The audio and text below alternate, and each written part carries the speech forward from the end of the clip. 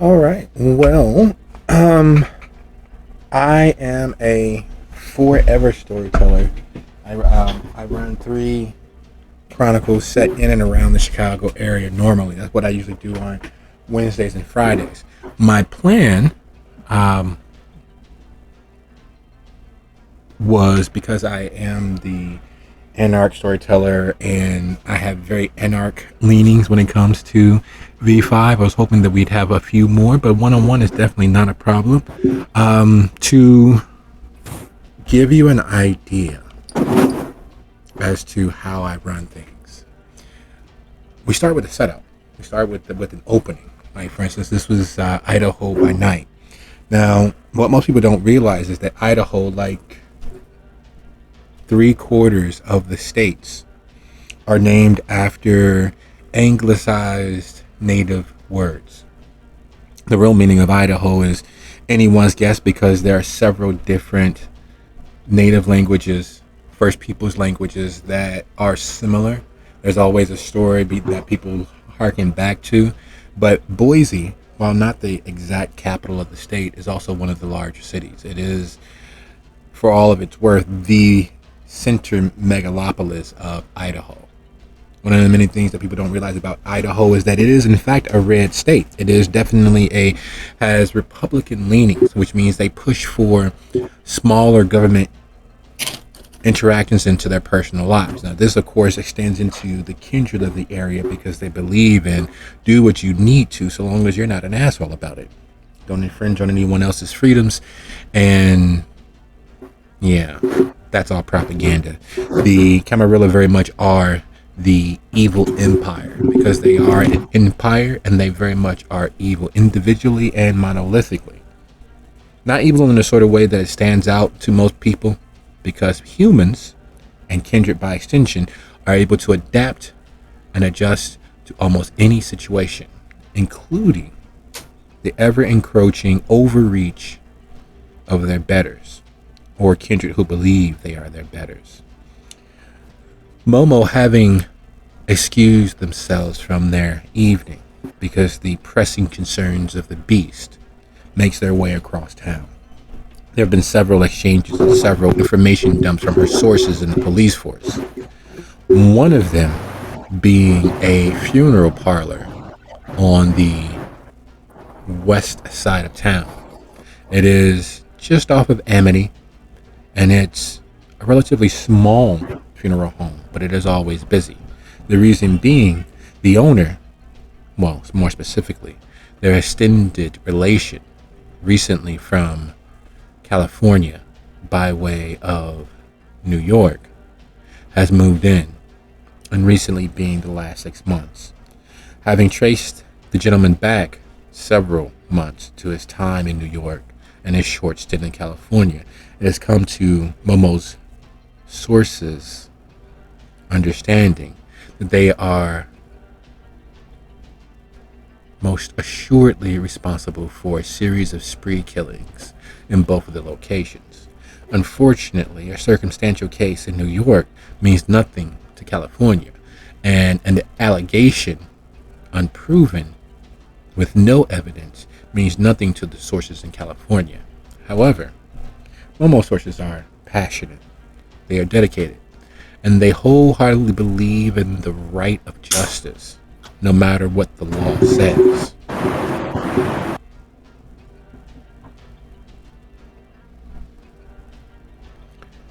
So, crossing the city, how does Momo normally travel? Is she an Uber sort of person? Does she have a car? Does she have a driver? Does she have a livery?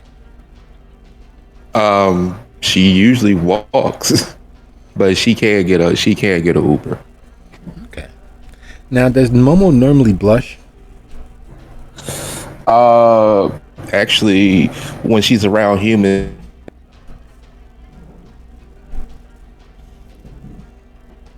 You broke up there.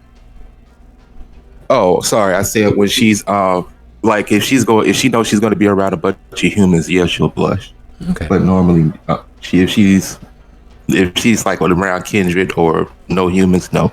Okay, we're gonna give Momo the benefit of the doubt. It's late in the evening. There is a certain expectation that people are either high, drunk, or all manner in between. So there's a certain expectation in regards to how accepting they are of obvious drops in humanity. So Momo doesn't bother to blush, expecting the driver to, like most, turn a blind eye. What's Momo's humanity? 7. Ooh, very nice. That means that while unblushed and clearly the viewers at home and the audience would clearly notice that she is in fact far paler than should be, it is chalked up to a drug-addled life. Perhaps too drunk, perhaps too many recreational activities. So the driver notices but doesn't remark. In fact, she looks over the seat.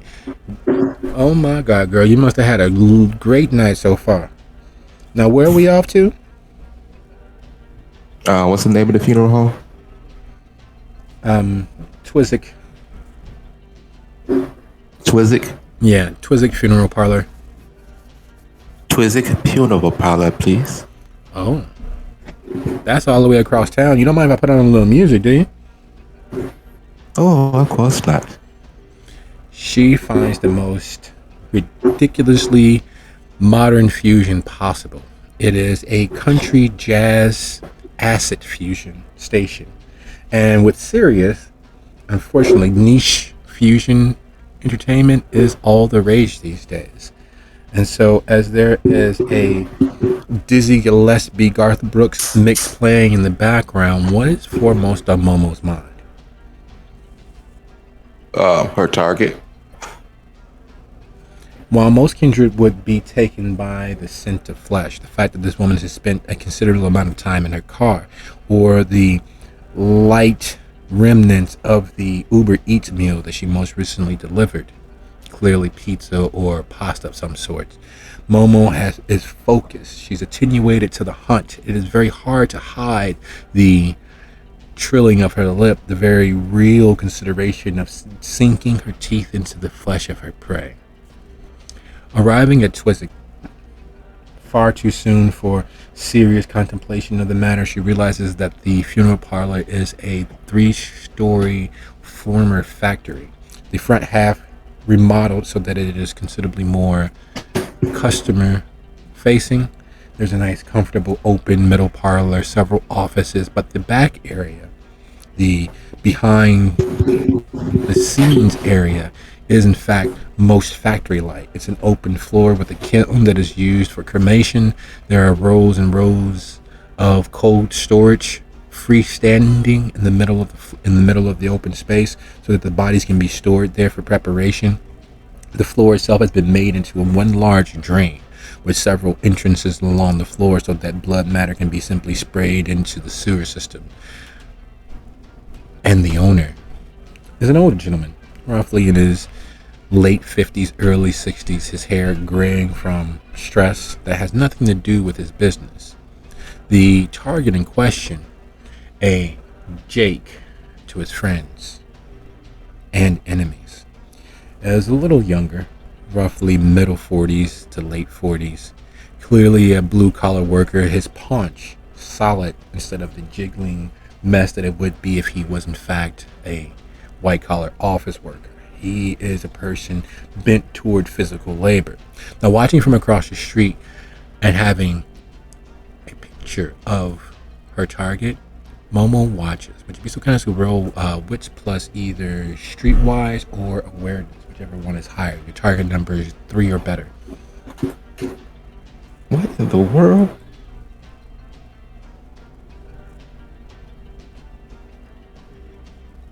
Okay, you said what's in awareness, right? Wits and awareness. Okay, yeah, Or it'll be what's in streetwise. awareness for me. All right. Okay.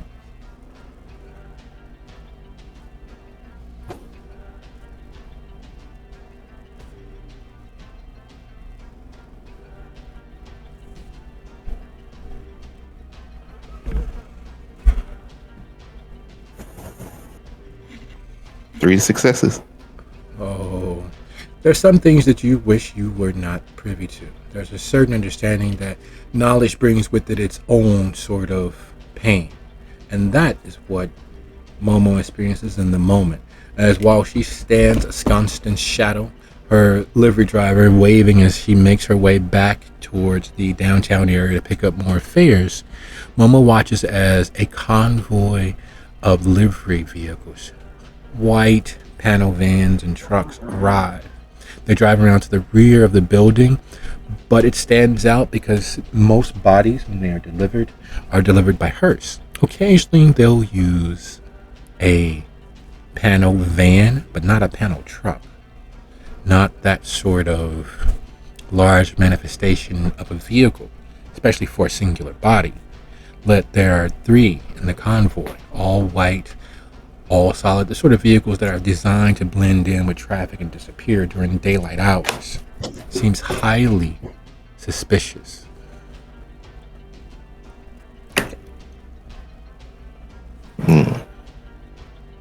She's gonna continue to watch. Does she move to a different vantage point, or does she stay out front across the street? Different vantage point. Okay. To be so kind, let's go ahead and roll your resolve plus stealth for me, please.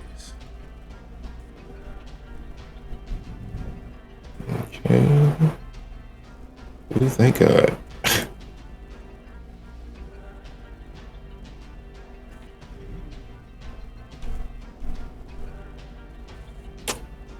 Dude, oh no. I'm willpower in that.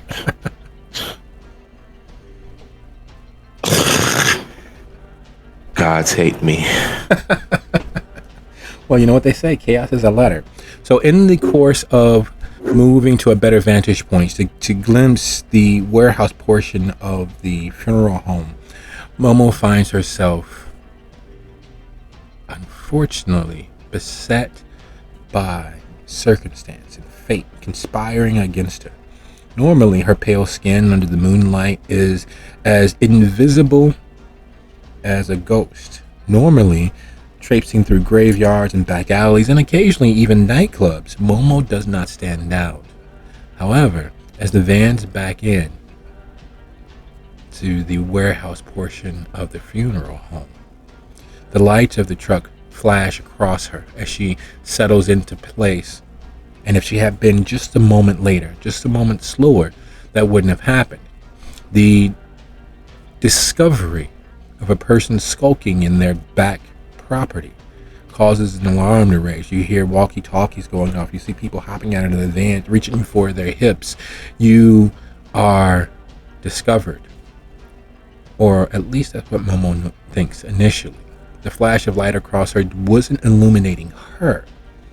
They didn't even notice her shadow. What they did notice was that there are 6 police officers rushing toward the factory from the back portion of the property.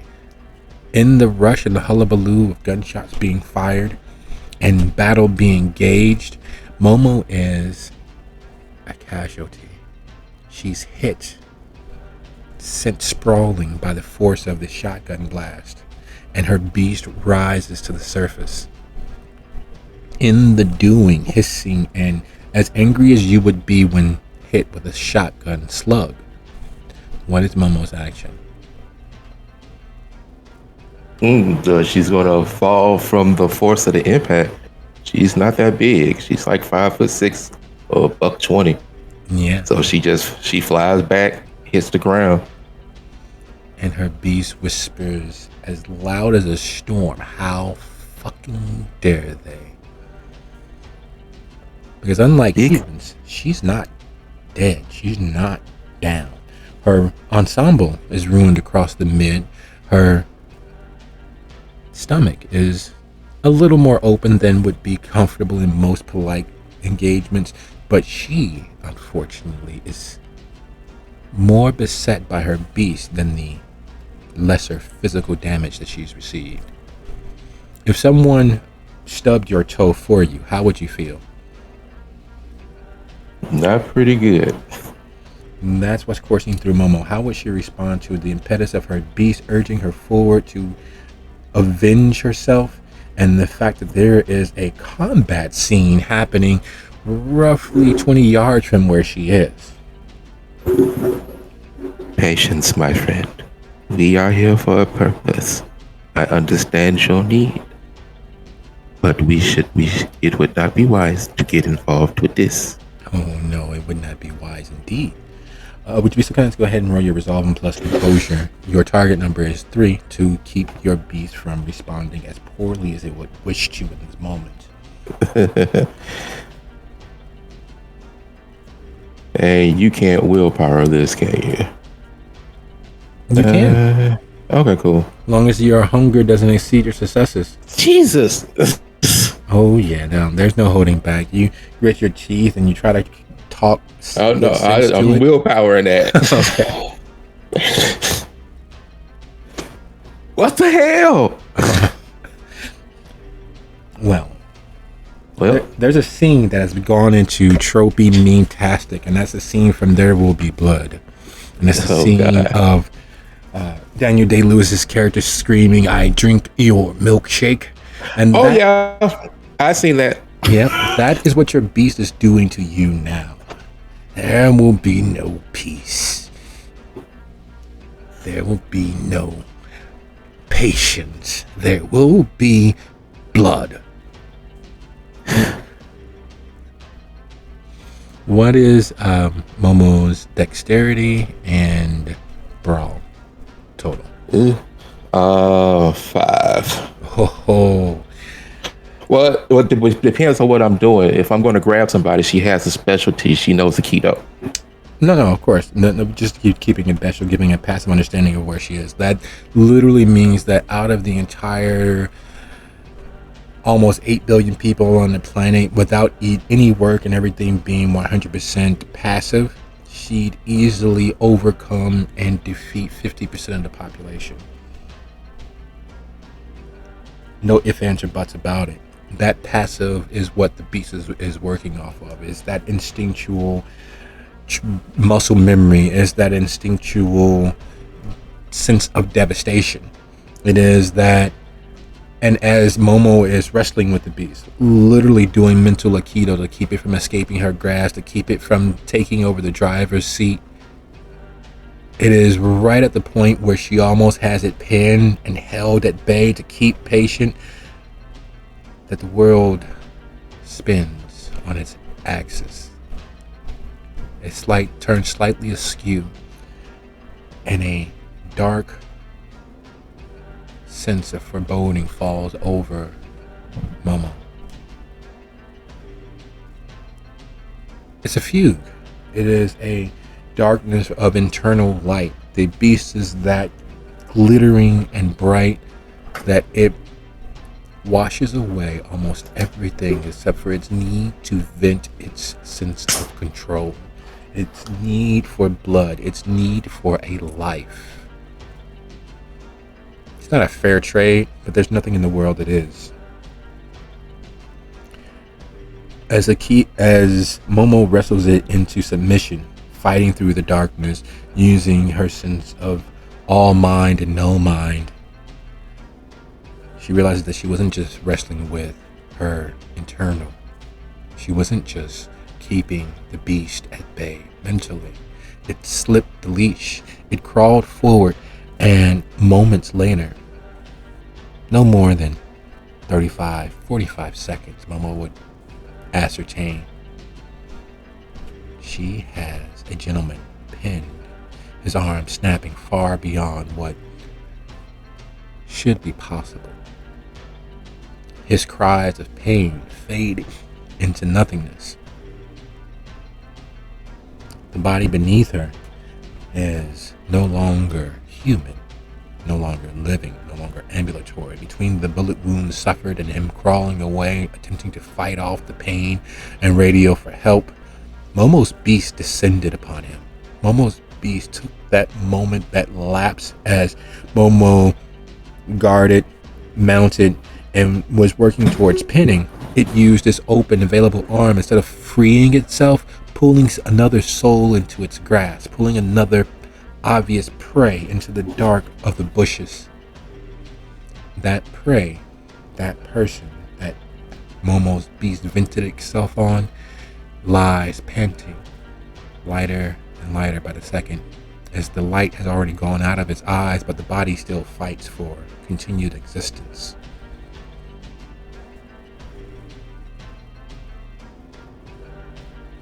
Okay, so who is it that she grabbed? Nobody, as far as Momo is concerned, dressed in a green livery with gold accents. There is a Ruger Red Hawk in his hands, still warm from having been fired. There are several leaking bullet wounds where the blood is already beginning to coagulate and cool. It's clearly one of the drivers from the truck, but the sounds of gunfire have dulled to nothing. The yells of pain have begun in earnest as the fight is clearly over far sooner than anyone would have expected. The sheer ferocity of those inside, a blur of carnage. You can hear the as bodies are dragged into the warehouse. You can hear the soft murmured cries for help cut off as there's a stomp or a smash of gun stock, or in a few cases you can hear the tearing of flesh clearly from some just less than perfectly sharpened blade. And the cries stop. The warehouse doors are still open.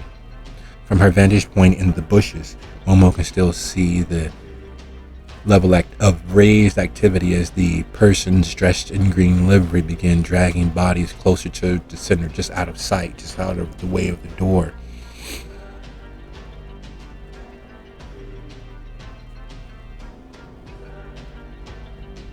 Well, she's going to go get away, move back, because okay, her rationale is okay. Apparently, they just killed all the police, right? Yep. Okay, this guy's dying. She just breaks his neck. And she drags him further back.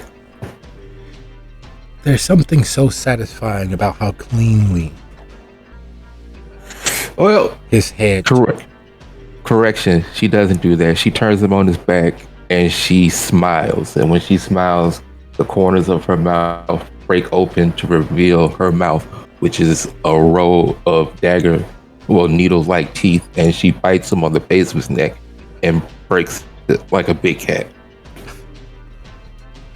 There are some moments where the boundary between man and the other beast of the world fade away. This is such a moment, because even in the dying light of this gentleman's eyes, that fear tremulates through what's left of his being. And the last image seared on his pupils as his soul enters into whatever just desserts awaits him is that of Momo's face splitting open like a grievous wound, and her teeth sharp as needles, dancing in what little light is left of the night. Now, is Momo going to take this opportunity to feed on the flesh, or just take that small chunk of flesh with her bite? Oh no, she's gonna feed on him. It doesn't go against her conviction. That's why she killed him so quickly. Is even evil men deserve a quick death. So she has no qualms about killing him and eating him. But she's just gonna eat enough to get down to hunger one, and the rest she's gonna just hide it for later. Okay, so the first bite is delicious. This is that first perfect portion, just enough to get the full taste of the fear-soaked sweat, the adrenaline-laced blood. It is just enough to wet the whistle. And immediately her beast and her hunger raise into full, we did this for you, we need more. And as Momo drags the body further into the bushes, doing her best to obfuscate as much of the blood splatter as possible in the doing, unfortunately it's all for naught. There's a small difference between a freshly dead corpse sanguinated of its blood and a freshly dead corpse which was in the midst of a firefight, full heart pumping, adrenaline looked soaked. Yeah, there's a mess. Luckily for Momo, the people dressed in the green livery making the delivery to the funeral home are more concerned about cleaning and clearing up their mess for public consumption than anything else. So with the bodies dragged inside, there is an initial small search of the immediate area behind the funeral home. Several instances, Momo has to stop, her mouth filled with viscera and gore of this gentleman. Not for fear of discovery, very much for fear of discovery, but because even as hidden as she is under the underbrush, the sound of chomping and munching flesh is a bit disconcerting. And that small lizard-like portion of most humans' brains with the scent of blood and the sound of munching would cause them to look, would cause them to search more instead of less. So she pauses, mouth filled, and so mouth filled with gore, Momo waits as they search. Yeah, he's not over here. No, I don't see him. Fucker must have run off. And we'll find him. He doesn't know anybody in this far west. Yeah, well, rats always find the easiest way. And they make their way back inside. Unfortunately, due to the darkness, the splatter of blood, the trail isn't quite as clear as it would be under the light of day, giving Momo an additional level of obfuscation. Now, having completed their search, Momo is able to dine in a semblance of peace. It's been many a year since she's had the opportunity or reason to dine al fresco. Usually she's able to hunt her sources, her victims, to their homes or to their places of business or to some hotel, occasionally having lured one or more to a properly prepared location. In this instance, seizing the moment and enjoying the visceral thrill, Momo concludes and looks at the gore and the fact that the entirety of her lower chin is covered in splatter and remnants of this once living human. Her hands soaked in its blood. She very much looks the bloody bride. What is it that Momo would do? There is something happening in that funeral parlor that required a convoy and a security force.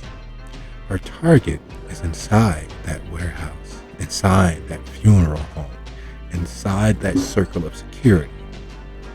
What's foremost on Momo's mind? Trying to figure out what is, if she can save what's left of this guy for later, and then what's going on in there. Okay. So how is she going? Is she just going to bury him as is? Or find a car? Or how is she going to attempt to keep the body from being discovered too quickly by either humans or other animals, such as the rats and dogs or cats that are in this area? Bury it. No need to try to drag it and make even more of a mess. Okay. So just under 40 minutes from consuming just under 2 pounds of this person, or this former person at this point, and making a rack and ruin of what's left of the body, Momo is satisfied that the body is deep enough to not be easily discovered. She knows that as putrefaction sets in, that the stench will alert others, but hopefully she'll be back before it settles in too much.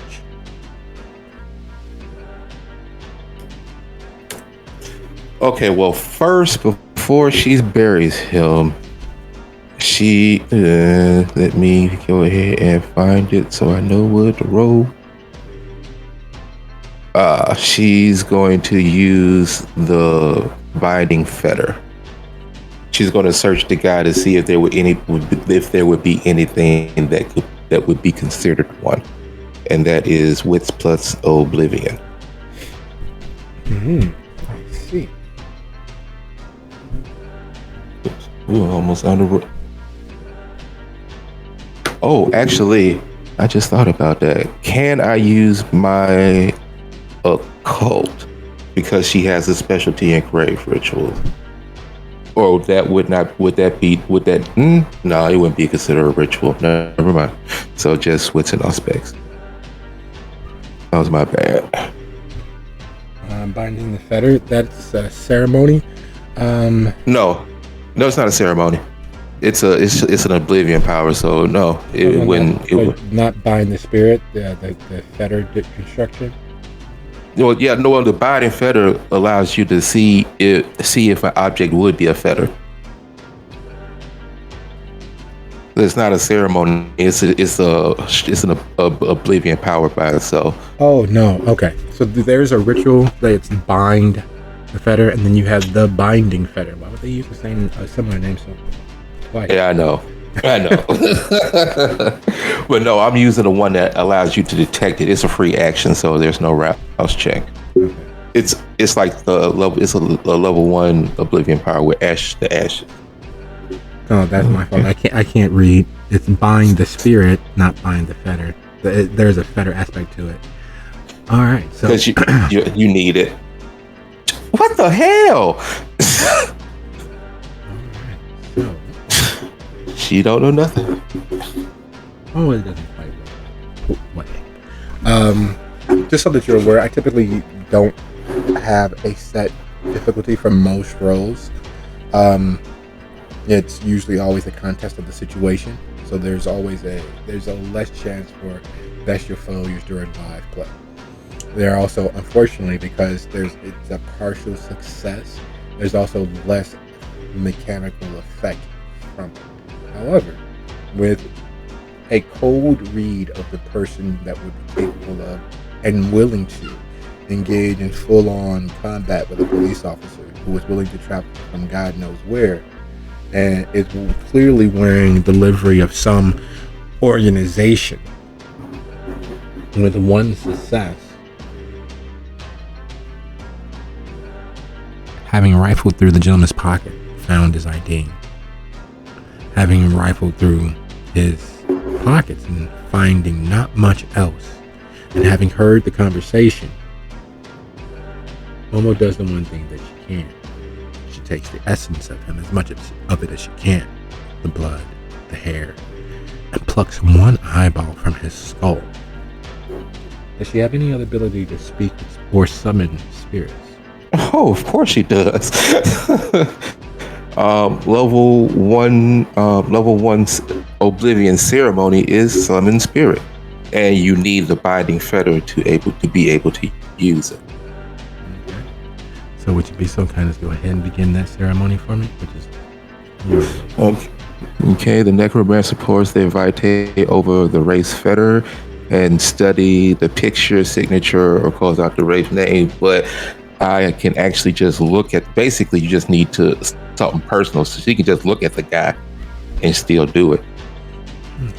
So go ahead and make a rouse roll for me. Okay, well, since I'm actually using the blood, okay.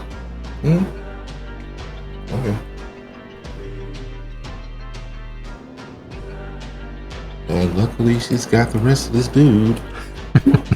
Oh, well, now I don't need it. Success.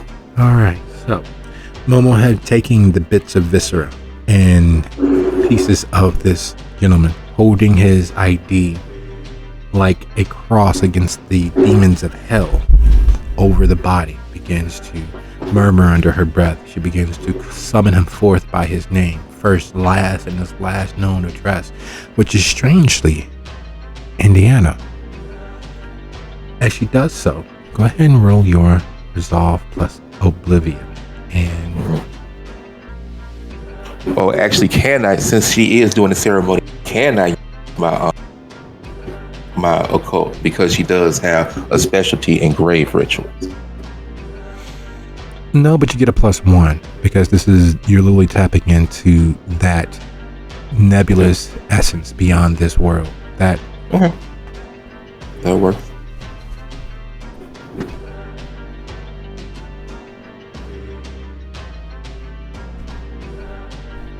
Oh, and I need to readjust because I went back down to one hunger. And I don't need to put the difficulty, do I? no, you don't. Oh. 6 successes. There are some things that should never work. There are some things that should never be as successful as they are. Momo's most recent hunt, having survived the gunfire and gunfight that should have attracted more attention than it did, having found a particularly advantageous corpse to feed upon. All of those things shouldn't have happened this evening. That was not the trajectory of where her night was ending, and yet it did. And as she taps into that nebulous otherness, she reaches across the veil, summoning all of those shadows into this world, reaching into that afterthought of this living existence, and pulls that energy forth like a magnet. The world grows darker around her. The night grows colder. The body rattles and shakes as if there's some semblance of electricity coursing through it. And bursting from the ruined chest is an ephemeral energy that Momo knows specifically is this entity, this being's soul, and it's angry. She can feel the wind attempting to tear at her skin. She feels its malignant hate, not only at this present situation, but at her specifically. The spirit knows. The spirit understood. The spirit has Momo's image seared into its face. In fact, if Momo was able to see spirits, she would see that half of his face, half of the face of this nearly formed being is swirling with the image, the dark reflection of Momo's face. Have one of its eyes shifting into hers, half of its face sliding up and down, revealing her own face reflected back.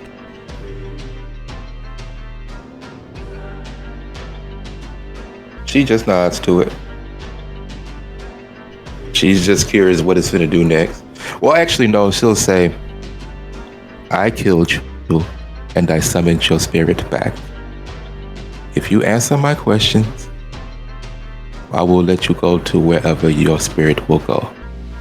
If you choose to fight me, believe me, killing you and bringing you back is not the worst thing I can do.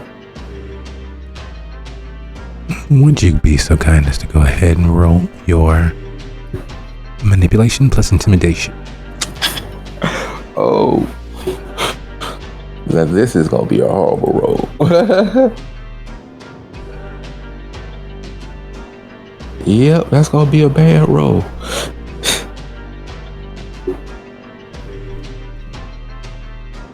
Every roll is bad to somebody. You'll see. Oh yeah, unless you're watching dice. Oh yeah, I'm always watching dice. Oh, it's a bestial failure. And she's not a very intimidating anyway. I didn't make her like that. She is not intimidating, and the spirit is angry. As angry as one would be with blaming the wrong person for your death. As angry as one would be in watching one's body be desecrated. As angry as one would be in knowing the danger and still doing it anyway. Having all of that folly repaid upon you in kind, over and over.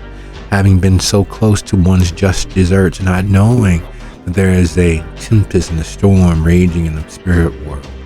Being dragged across a mile of broken glass back into this world. That's how angry the spirit is. Momo's attempt to intimidate it into responding is met with the wind picking up and it attempting to lash her as viciously as it can. And there, one word coming: the tongue will see me through. I do not think so. She's going to after Annie. She's using her next. She's going to use her next. Well, yeah, she's going to use her next ceremony, which is compel the spirit, which allows the vampire to bend the wraith to their will. Oh, yes. And I need the wraith feather, which is the eyeball. Some more of my blood. An item. She's going to use her fist to do sufficient damage to the feather. So I'm going to do another rouse check.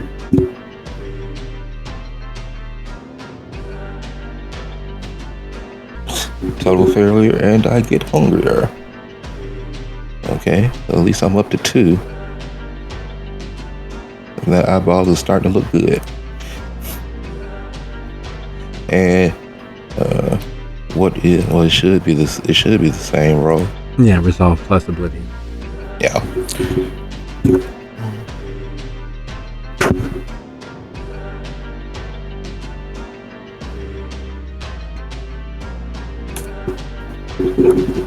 Six successes.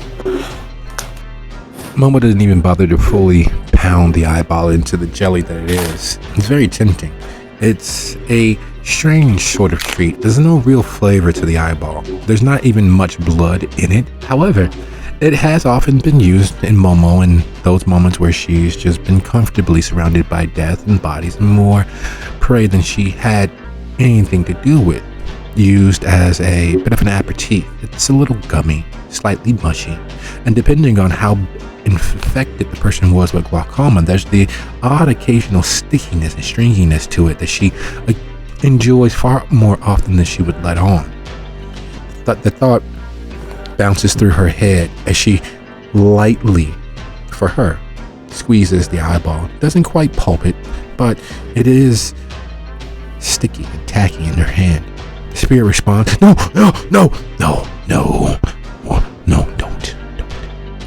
don't desecrate my corpse anymore. What is it you wish? What is it that you are doing in there? Providing security for our Lord and Savior Bartleby. And to whom that is? Master of the Sacred Tongue, Magister Bartleby. Is he kindred? His face is a contorted mass of confusion. Is he human?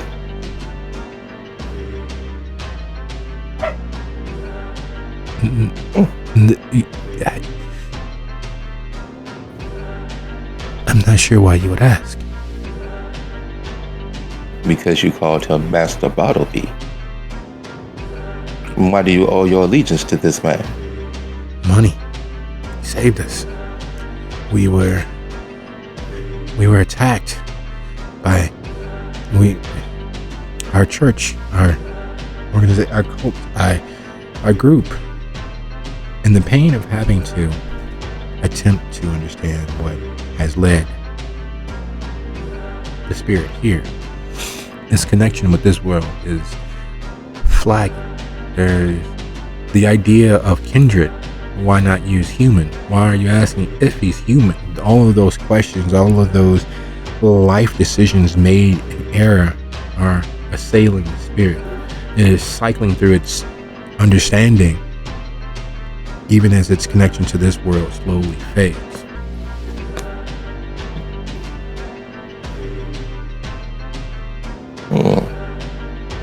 So he just dissipated. No, the spirit is still there. The spirit is held firmly.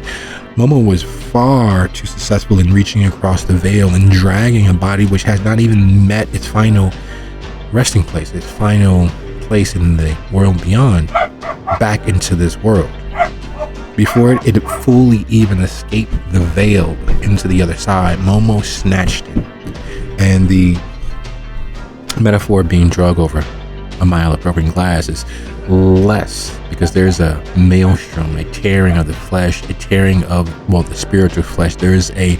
She literally dragged it through a wall, basically. She reached through and grabbed it by the scruff of its neck and tore it outwards through the wall that was forming behind it.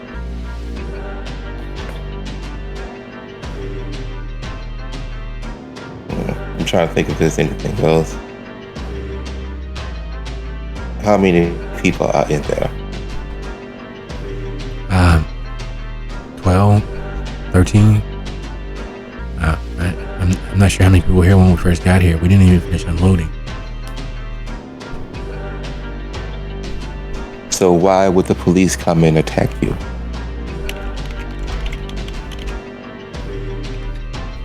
What do you mean? Those weren't cops. Those are vigilantes. They stopped being cops the moment that they tried to take the law in their own hands. Is that right? Apparently you did something they felt the need to intervene with. They can feel however they want. Doesn't make it true.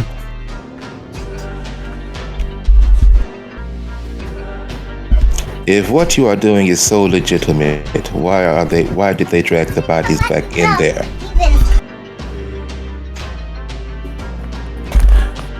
Their decisions aren't mine.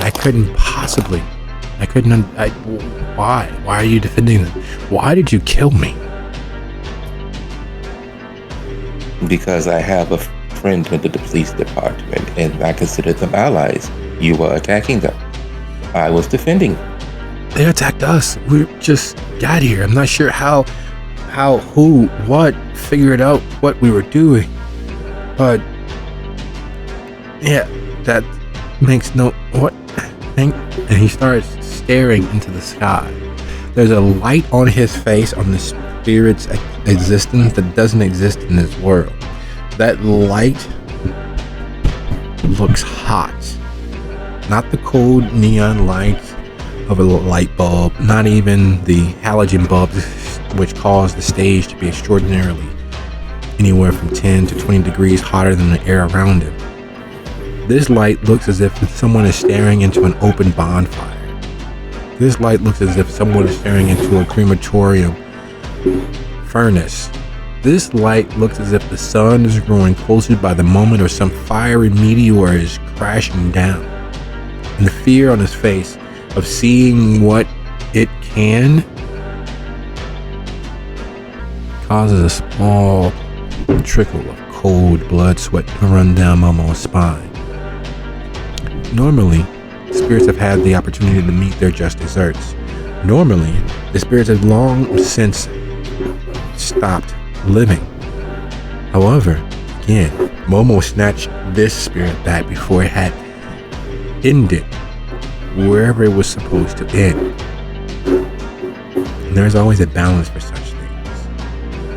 There's always a cost that has to be paid. And Momo, for the first time, is able to see what a fraction of that cost is. While there's no fire in the world, there's no spark of flame before her, she watches as the ephemeral energies of this spirit appear to be immolated. As it begins to fade like molten wax or lava being cooled. And there's a scream that reaches into a world that should not be, but she can hear it. So it's dying. Yeah. Actually, I think there's something going on because this dude sounds like he like a cult member, dude. He sounds like he's been duped. My friend, I believe you have been deceived. I think there's something more going on in there, and your master lied to you. If that is the case, then a great injustice has been done to you. If that is the case, I will be willing to help you. The pain was supposed to stop. Why does it hurt so much? Because death hurts, my friend. Oh, let's see. I know you have no reason to trust me, but I give you my word. I will investigate what is going on in there. And if you have been duped, I will do my best to bring justice to what happened to you as a form of recompense for what I did. I assumed that you are an evil person, therefore I killed you. If that is not the case, I am humbly sorry. And I offer you this. Accompany me, assist me.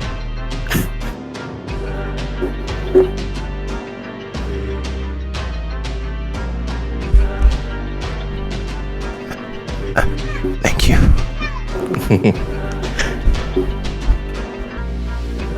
Accompany me in this investigation. Assist me in finding out why you will come to be duped.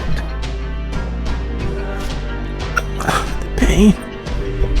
Bleed away. If I am offering you a way, I will allow you to inhabit my body, not control it, inhabit it. In a way, you will help me find out what's going on because I will be borrowing your strength. Is that acceptable? I promise I will no longer harm you. Let me in. And she's bumping up to level 3, which is host spirit, which allows the vampire to open their body to possession by a ghost. Wait. Okay, and here we go. Another round check.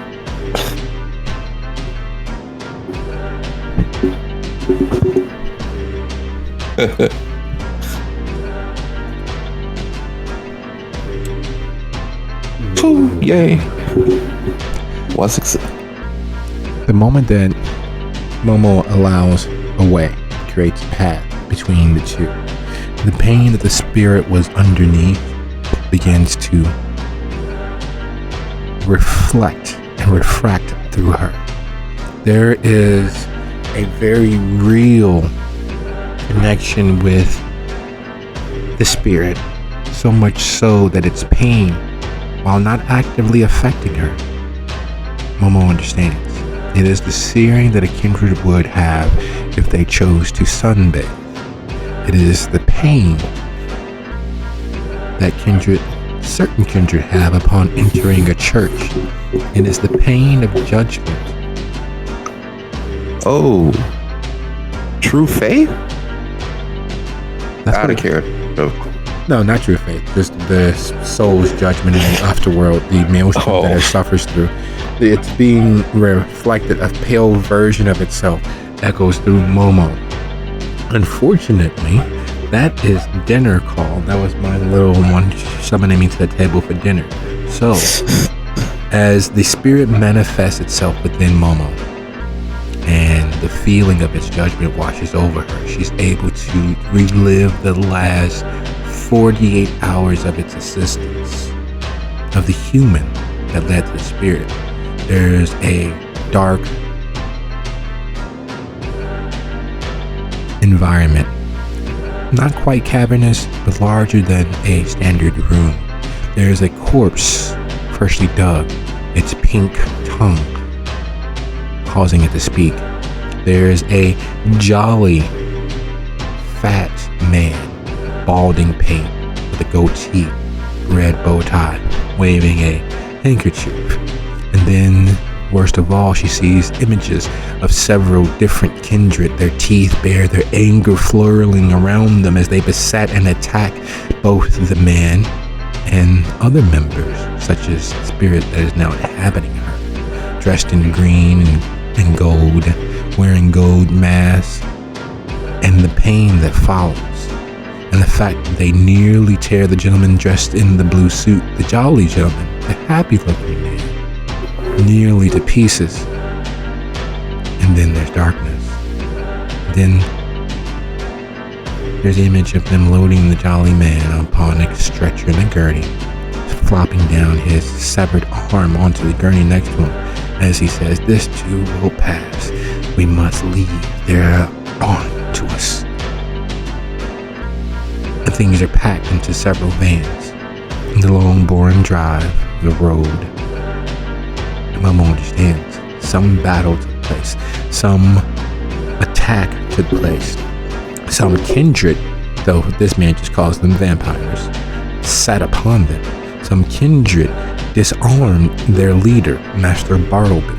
And Master Bartleby is inside the funeral home now. And Momo knows that Master Bartleby is in fact kindred. And that's where we'll leave Momo for the moment. I want to thank you for this impromptu free play. I will probably be on later, and if you'd like to continue, we can do so from there. All right, man. I had fun, man. Thanks a lot. Take care. All right. You too, man.